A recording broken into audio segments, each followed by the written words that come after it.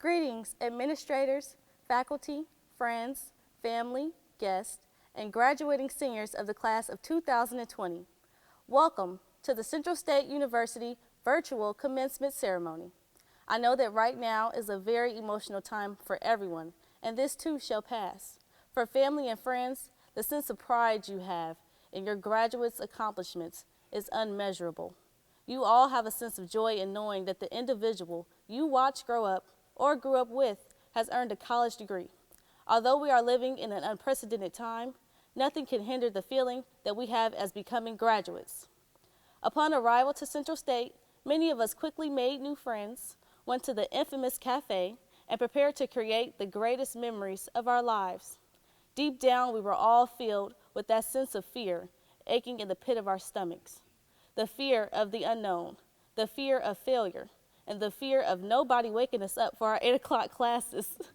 However, today, we face the fear of battling COVID-19, not finding the ideal job, or having the opportunity to create those monumental memories that we expected to experience as graduating seniors. I discovered for my most challenging time experiencing fear is to not live in it, overcome and prevail by not giving up, establishing a positive support system, and working hard to push beyond your limits.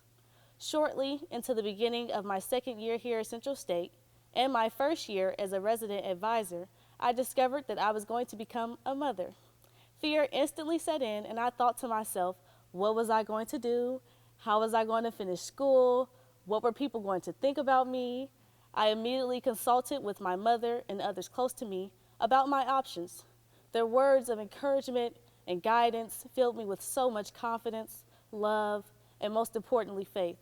With having such an amazing support system, I was able to create a wonderful strategic plan that allowed me to graduate ahead of time, as well as transition comfortably into commuter life. However, less than 2 months after finishing up the 2019 spring semester, I had just been in my third car accident within 6 months, lost my home to the Memorial Day tornadoes, and started entering deep into postpartum depression, as well as experiencing post-traumatic stress disorder. At this point, the enormous amounts of faith and confidence I once had began to rapidly diminish. I worked so hard in my classes, maintained a healthy pregnancy for the entire 9 months, and still gave to others even when I had nothing, but yet I could not figure out what went wrong. I could not digest why all these traumatic events were happening to me. With the armor of God and by His grace, I believe no weapon formed against me would prosper. I took things one day at a time, letting go of the stress and pressures I had placed upon myself. Through journaling, therapy, and other healthy outlets, I was able to rebuild my mental health and push through.